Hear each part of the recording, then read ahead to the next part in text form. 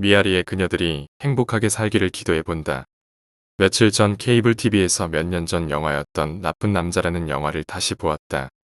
내가 좋아하는 배우 조재현 씨가 출연했고 꽤 재미있게 보았던 영화 사창가를 배경으로 한 다소 충격적이었던 그 영화. 하지만 나에게는 남다른 느낌으로 다가오는 영화이기도 했다. 남들에게는 그저 돈 몇만 원으로 욕정을 해소하는 가장 밑바닥 천한 여자들이 모여드는 사창가. 나에게는 한동안 잊고 있었지만 가장 잊을 수 없었던 내 기억 속에 어느 여름 항상 머릿속에 마음속에 그때의 일들이 있었지만 그저 가끔 주위 몇몇 사람들에게 술자리 안주 삼아 이야기로만 들려주었던 그때의 기억. 나쁜 남자 영화 속의 사창가 풍경을 보며 나는 영화보다는 나의 경험담을 글로 옮겨 써보아야겠다는 생각과 귀찮다는 생각에 갈등을 하고 있었다. 고민 끝에 혹시라도 그날 그때 나와 함께였던 그녀들이 이 글을 보고 서로 안부나 전할 수 있도록 말이다. 연락이 되지는 않을까 싶기도 하고 새삼 그때가 그리워져 이렇게 글을 써보기로 했다. 힘든 군 생활을 마치고 제대를 코앞에 두고 여느 친구들처럼 이젠 뭘 먹고 살아야 하나 고민을 하던 때에 동네 선배로부터 미아리에서 장사를 해보라는 제안을 받았다.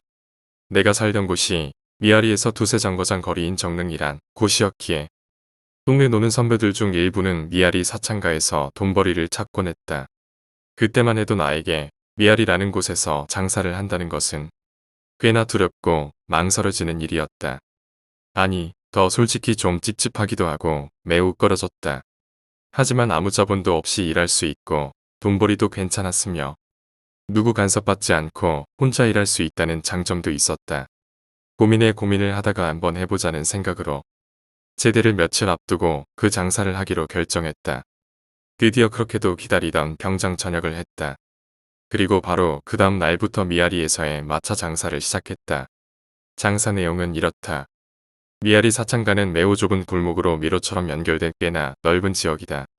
그 골목 곳곳에 마차라고 해서 커피나 꿀채를 파는 리어카들이 있다. 사창가 영업집과 좁은 골목을 사이에 두고 서로 마주보고 있다.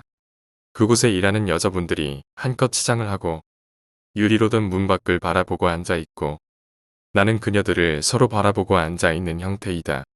그녀들과 나 사이에 사람 2명도 나란히 걷기 힘든 골목길이 있고 그녀들은 쉴 새 없이 호객 행위를 한다. 지금이야 그런 풍경을 상상하긴 어렵겠지만 그 당시의 사창가 저녁의 풍경은 명동거리를 방불케 한다. 그 좁은 길에 수많은 사람들이 가득 메워지고 그 사람들을 호객하기 위해 여자들이 어우러지고 말 그대로 불야성을 이루었다. 내가 하는 일은 묘외로 간단하다. 예를 들어 꿀차라는 것은 30개 한 박스에 2,000원에 들여온다. 꿀차는 그저 뚜껑을 따고 뜨거운 물만 부어 휘 저어주면 되는 방식이라 매우 간단하다. 가격은 한 잔에 2,000원을 받는다. 꿀차 한 잔을 팔면 대략 1,900원씩이 거의 내 마진인 셈이다. 내가 관리하는 가게는 6개였다. 관리라고 해서 거창한 것은 아니고 나는 그 가게에 콘돔, 휴지, 물수건 등을 매일 공급해준다. 그리고 그 가게들은 나의 장사를 도와준다. 도와주는 방식은 이렇다. 그런 곳에 오는 남자들은 대부분 2~3명씩 함께 온다. 들어올 때는 함께 들어가지만 그중 먼저 일을 마치고 나오는 사람이 있기 마련이다. 그렇게 먼저 나온 사람은 나머지 친구들을 기다리며 함께했던 파트너와 대화를 한다. 대화 내용은 맨날 뻔하다. 아가씨가 그 남자의 정력에 대해 오버하면서 치켜 세워주면 그 손님은 의기양양해서 허풍을 떠벌려대는 그저 그런. 그럼 그 아가씨는 목이 마르다며 저기 저 꿀차 한 잔 사달라고 아양을 떤다. 기고만장해진 남자는 쉽게 응한다. 그때 아가씨가 응석을 부리며 아이 나만 먹으라고 우리 언니들도 한 잔씩 사줘 하며 아직 대기 중인 언니들을 가리킨다. 대략 4~5명. 남자는 흔쾌히 오케이한다. 이렇게 팔리는 꿀차 수가 엄청나다. 장사를 저녁 8시부터 아침 8시까지 하는데 이것저것 다 빼고 매일 아침 나의 순수익이 대략 30에서 50만 원 정도 됐었으니까. 물론 그녀들은 그렇게 받은 꿀차를 먹지는 않는다. 처음 일을 시작했을 때에는 서로 내색하지는 않았지만 일하는 내내 서로 마주보고 앉아있기가 매우 민망했다. 그녀들이나 나나 서로 젊은 사람들이고 서로 무슨 직업인지 뻔히 아는데 안 민망할 수가 없다. 그것도 잠시. 매일 저녁 8시 오픈할 때 그녀들 가게에서 함께 밥을 차려 먹기 때문에 오래지 않아 서로 쉽게 친해졌다. 하지만 각 가게들마다 이모라고 불리는 포주들이 무섭게 관리하고 있어서 뭐 사적인 대화를 한다거나 그러지는 못한다. 그렇게 하루 이틀 지날수록 그녀들은 나를 삼촌이라고 부르며 서로 보이지 않는 위안이 되어갔다. 지금도 기억나는 몇 가지 이야기가 있다. 아침 7시 정도 되면 장사를 마무리하기 위해 준비를 한다. 나는 내 마차를 정리하고 나서 그 골목의 일정 구간을 빗자루로 청소를 한다.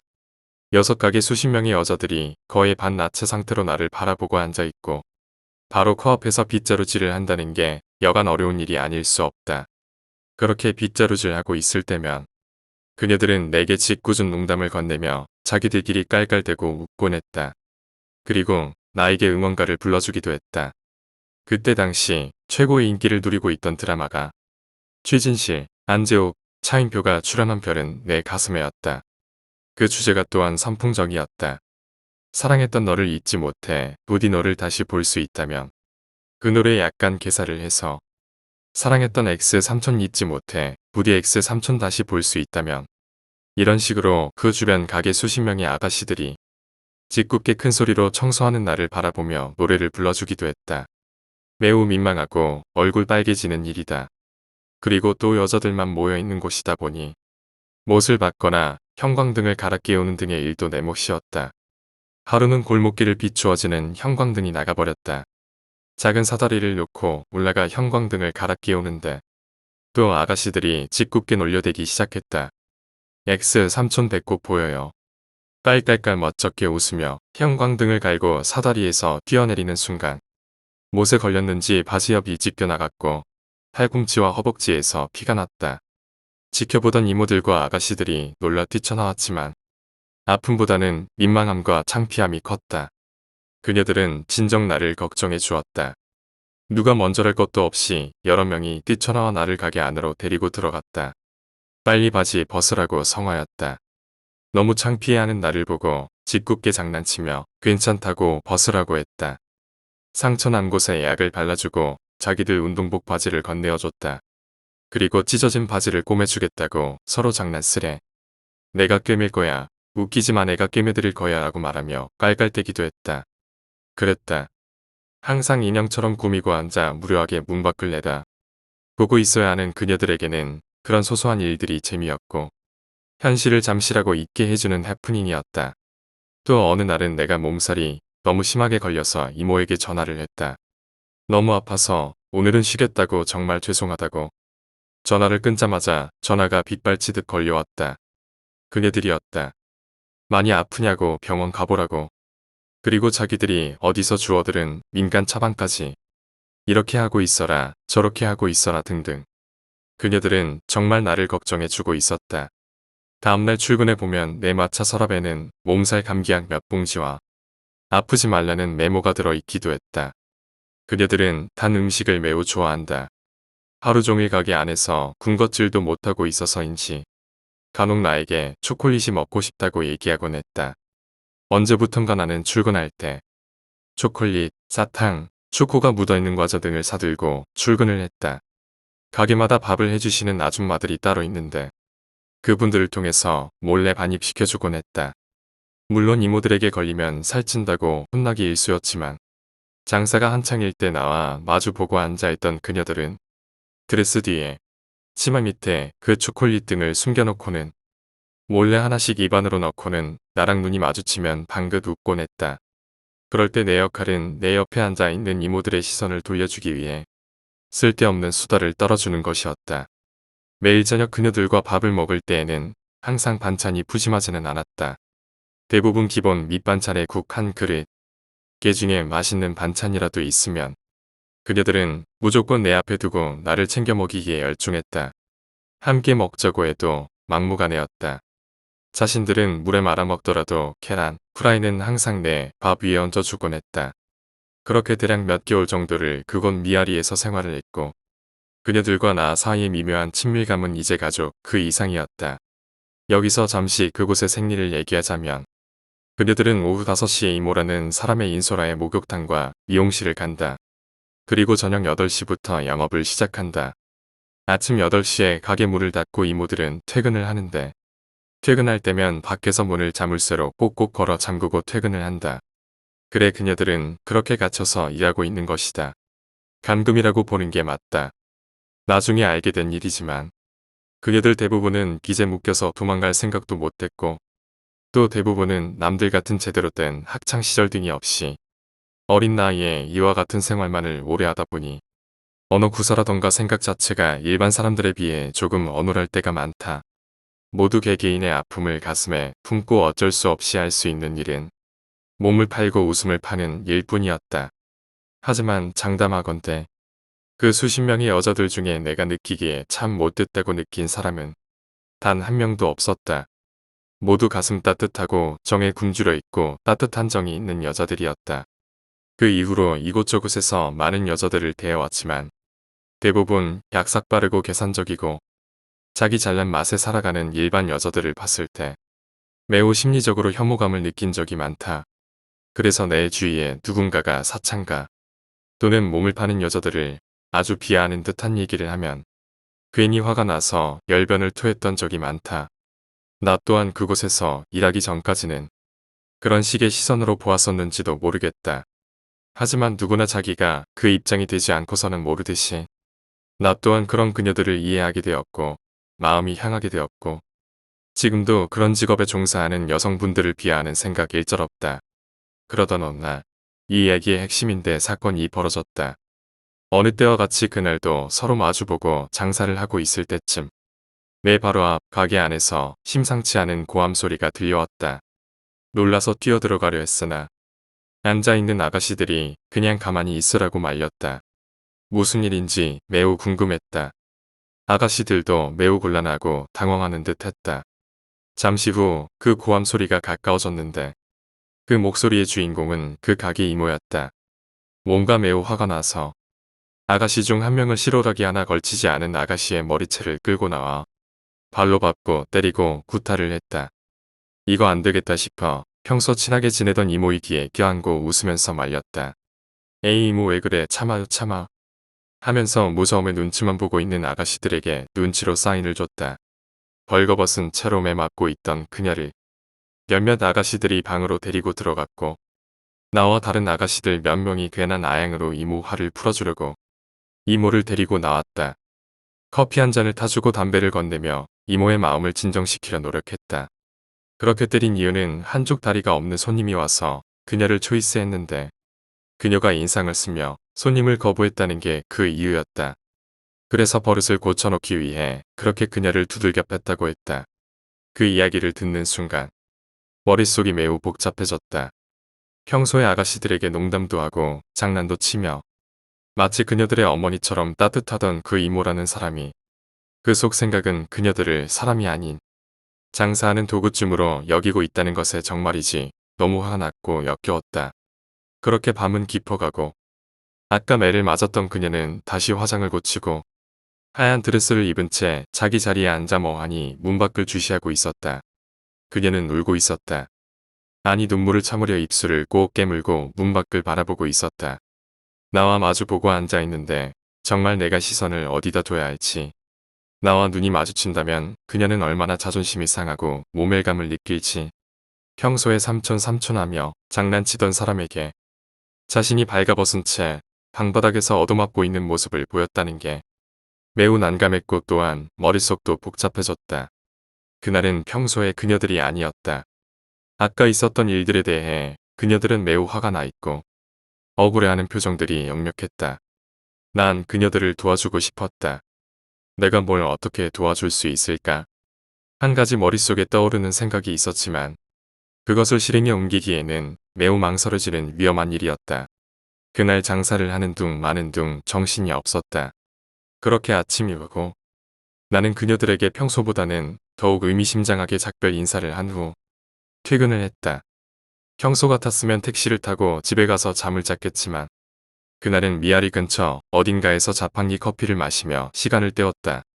아침 10시 작은 철근 쇠막대기를 하나 구해서 품속에 넣고 다시 사창가 골목으로 들어갔다. 평소와 다름없이 모든 가게는 커튼이 쳐져 있고 밖에서 걸어 잠근 자물쇠들이 걸려져 있고 인적 없이 조용했다. 아까 그 가게 앞에 도착했다. 이모들은 모두 퇴근을 한 것 같았다. 담배를 한 대 피우며 주변 동태를 살핀 후 철근을 꺼내어 자물쇠 사이에 끼워 넣고 힘을 줘서 비트니까 쉽게 자물쇠가 떨어져 나갔다. 그렇게 내가 관리하던 가게 6개의 자물쇠를 모두 뜯어냈다.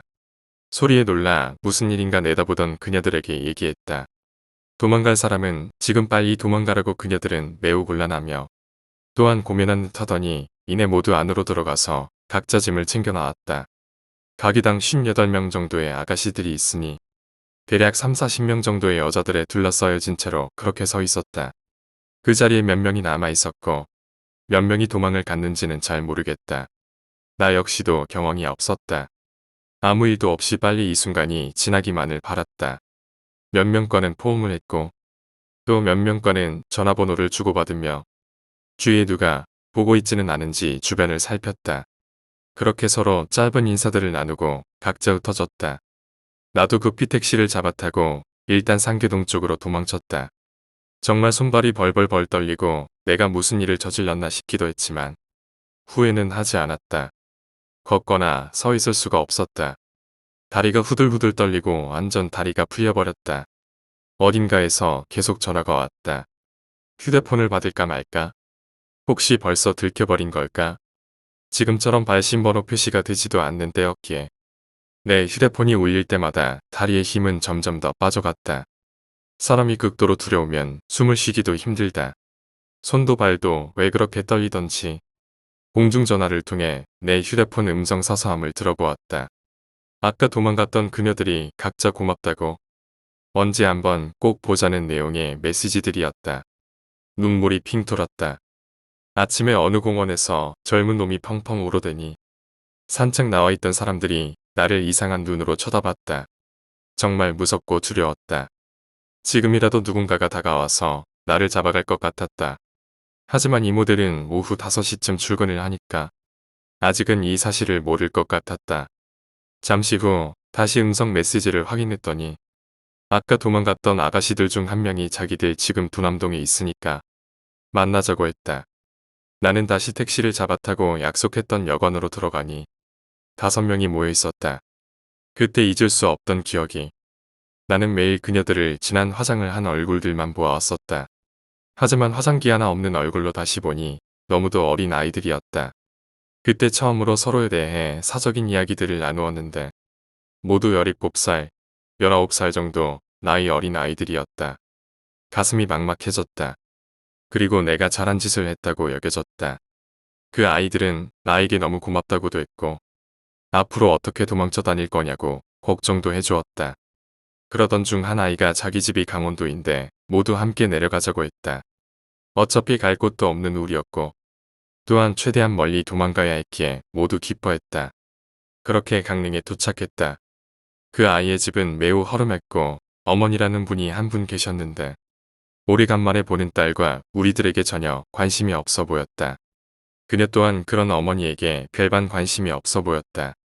그렇게 그녀 집에서의 도피 생활이 시작되었다. 물론 내 휴대폰은 계속 울려댔고 받지는 않았다. 혼자 밖으로 나와 음성 메시지를 확인해 봤는데 이미 음성 메시지에는 그곳 이모들과 무서운 남자들의 목소리로 가득 차 있었다. 좋게 말할 때 빨리 연락해라, 너 죽여버린다 등의 내용들. 정말 다리가 후들거리고 두려웠다. 하지만 그 아이들에게 내색은 하지 않았다. 그리고 그곳 강릉에서 우리 6명은 정말 재미있게 놀았다.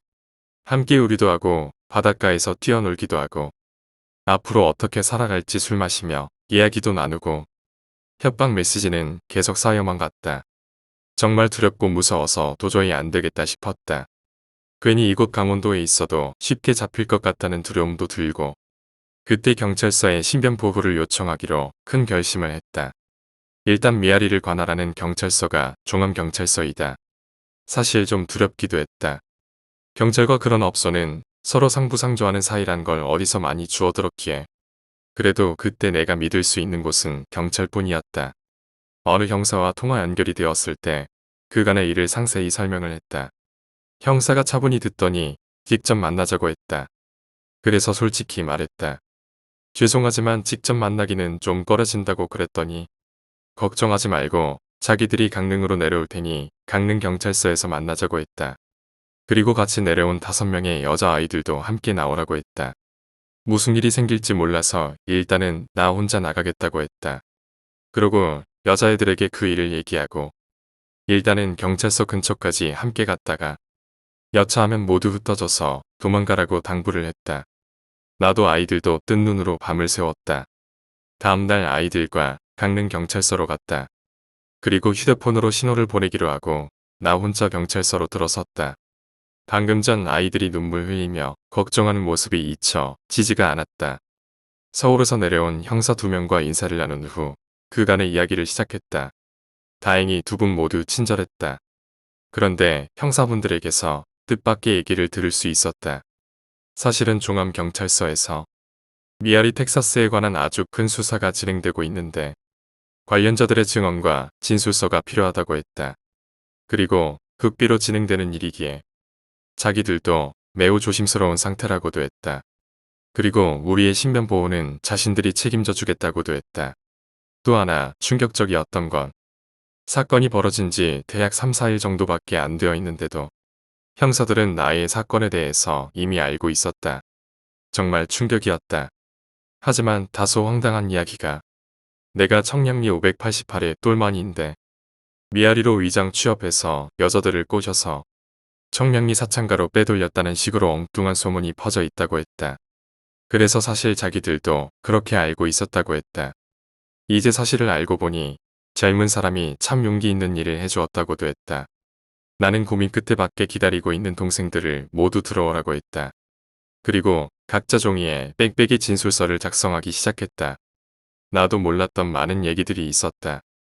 각자 선불로 빚을 지게 만들고 그 선불에 말도 안 되는 이자들이 쌓여서 도망도 못 가게 자물쇠로 걸어 잠그고 일을 시켰으며 임신할 경우 병원도 아닌 잘 알려지지도 않은 이상한 약을 먹여서 애를 지우게 하고 매일 구타가 이루어졌으며 등등. 그때 마음이 찡했다. 자기들은 그렇게 고생을 하면서도 내가 다치거나 아프면 나를 먼저 걱정해주고 조금은 호들갑스럽다 할 정도로 나를 챙겨주던 모습들이 떠올라서 너무 마음이 아팠다. 그렇게 형사들은 돌아갔고 나도 동네 친구들과 연락하며 미아리의 동태를 살펴보기도 했다. 결과는 내가 예상했던 그 이상이었다. 이미 그곳 이모들과 건달들은 나를 찾아내기 위해 혈안이 되어 있고 그들의 분노는 상상 그 이상이었다. 일단 강릉에서 그렇게 계속 지낼 수만은 없었다. 아이들을 모아놓고 이제 각자 흩어져서 자기 삶을 살아가자고 제안을 했다. 아직 어리고 철없는 아이들이 울고불고하며 이렇게 함께 살자고 했다. 자기들이 돈 벌어 올 테니 모두 이렇게 함께 살자고. 그날 우리는 펑펑 울었다. 정말 서로서로 불쌍하고 가여워서 울고 또 울었다. 그리고 약속했다. 다시는 그런 일에 발들이지 말고 학교 중단한 아이들은 다시 학교로 가고 제대로 된 직장에 취직을 해서 서로 다시 만나자고 굳게 약속을 했다. 그때 아이들이 각자 자신의 꿈을 얘기해 줬었다. 그리 거창하지도 않은 예쁜 테라스가 있는 작은 카페에 마음씨 좋은 여주인, 사람들에게 친절한 미용실 헤어 디자이너, 맘 놓고 구경할 수 있는 예쁜 옷들이 즐비한 작은 옷 가게 주인, 머리가 노랗고 화장을 떡칠한 그 어린 아이들을 문전박대한 그런 곳들이었다. 그 이후 대략 12년 정도는 몇몇 아이들과 전화통화는 하며 지냈다. 그렇게 살다 보니 연락처도 바뀌고 하면서 자연스레 잊혀가긴 했지만 언젠가는 그중 한 아이에게 다급히 연락이 왔다. 내 기억에 도봉구에 있는 어떤 여고였는데 그 아이의 담임이 부모님을 모셔오라고 했기 때문이다. 지금 아무리 기억을 해내려 해도 무슨 일인지 잘 기억은 나지 않지만 내가 그 아이의 삼촌이라고 부모님 대신 담임 선생님과 면담을 한 적도 있었다. 그런 일이 처음이었지만 꽤나 능숙하게 잘 연기해서 그 일이 잘 해결되었던 것으로 기억한다. 마음 잡고 학교에 열심히 다니고 있는 그 모습이 참 예뻐 보였다.